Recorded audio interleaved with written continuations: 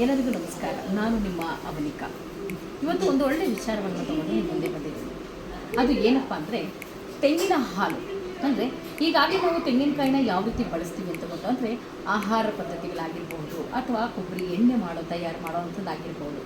ಇನ್ನು ಮುಂದುವರೆದ ಹಾಗೆ ತೆಂಗಿನ ಹಾಲಲ್ಲಿ ಅಥವಾ ತೆಂಗಿನಕಾಯಿಯಲ್ಲಿ ಏನೆಲ್ಲ ವಸ್ತುಗಳನ್ನು ಮಾಡಬಹುದು, ಮನುಷ್ಯರಿಗೆ ಬೇಕಾದಂಥ ದಿನಚರಿ ವಸ್ತುಗಳನ್ನು ಕೂಡ ತಯಾರು ಮಾಡಬಹುದು ಅನ್ನೋದನ್ನು ಒಬ್ಬರು ಸಂಸ್ಥೆ ಕೇರಾಮೃತ ಅಂತ ಹೇಳಿ ಇವರು ಇದನ್ನು ಒಂದು ಮುಂದೆ ತಗೊಂಡು ಬಂದಿದ್ದಾರೆ. ಇಡೀ ಗುರುಲಿಂಗಯ್ಯ ಅವರು ಈ ಒಂದು ಕೇರಾಮೃತನ್ನು ತಯಾರು ಮಾಡಿದ್ದಾರೆ. ಅಂದರೆ ತೆಂಗಿನಕಾಯಿಯನ್ನು ಬಳಸ್ಕೊಂಡು ಇಷ್ಟೆಲ್ಲ ವಸ್ತುಗಳನ್ನು ತಯಾರು ಮಾಡಿ ಜನಗಳಿಗೆ ಕೈಗೆಟುಕುವ ಬೆಲೆಗಳಲ್ಲಿ ಸಿಗುವ ಹಾಗೆ ಮಾಡಿದ್ದಾರೆ ಗುರುಲಿಂಗಯ್ಯ ಅವರು.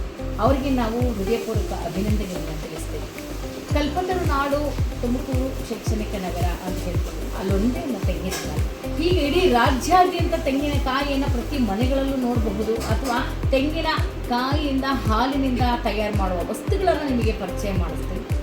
ನೋಡಿ, ಇಲ್ಲಿದೆ ಕೇರಾಮೃತ ಅಂತ ಹೇಳಿ ತೆಂಗಿನ ಎಣ್ಣೆ. ಇದು ತೆಂಗಿನ ಎಣ್ಣೆನ ಬರೀ ತಲೆಗೆ ಮಾತ್ರ, ಕೂದಲು ಬೆಳೆಗೆ ಮಾತ್ರ ಹಾಕ್ತಾರೆ.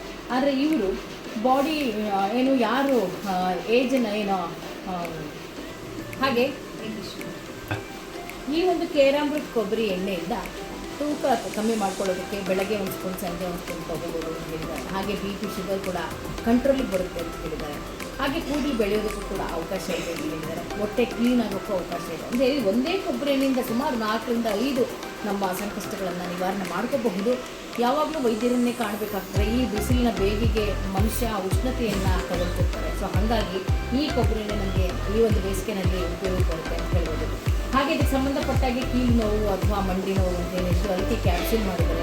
ಇದು ಕೂಡ ಕೊಬ್ಬರಿ ಎಣ್ಣೆ ಅಂದರೆ ಅಥವಾ ಕೊಬ್ಬರಿ ತೆಂಗಿನ ಹಾಲಿನಿಂದ ಮಾಡಿರ್ತಕ್ಕಂಥದ್ದು. ಹಾಗೆ ಪೇಸ್ಟ್ ಆಗಿರ್ಬೋದು, ಸೋಪ್ ಆಗಿರ್ಬೋದು, ಹಾಗೆ ಶಾಂಪೂ, ಕಂಡೀಷ್ನರು, ಕೂದಲು ಬೆಳೆಯೋದಕ್ಕೆ ಕೂಡ ಇಲ್ಲಿ ಕೇರಾಮೃತ ಅಂದ್ಬಿಟ್ಟು ಆಯುರ್ವೇದಿಕ್ಕಿಂದ ಎಣ್ಣೆಯನ್ನು ಕೂಡ ತಯಾರು ಮಾಡಿದ್ದಾರೆ.